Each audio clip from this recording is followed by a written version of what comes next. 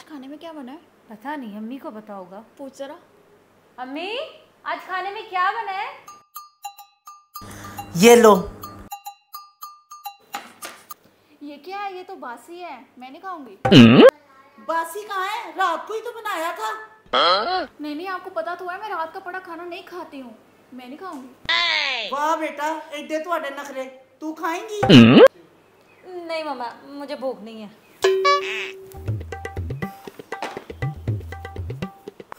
यार मोना, भूख तो लगी है। फ्रिज में गुलाब जामुन पड़े थे।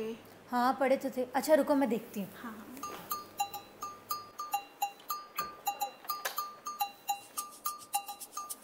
यार यहाँ पर तो गुलाब जामुन ही नहीं है। है? अच्छा चल, मैं अम्मी से पूछती हूँ। अम्मी, गुलाब जामुन पड़े थे फ्रिज में, कहाँ गए? वो तो बेटा मैंने खा लिए। Oh no! सारे खा लिए? हाँ, तुम लोग तो बासी चीजें खाते नहीं हो। वो पता नहीं कब के बने हुए थे।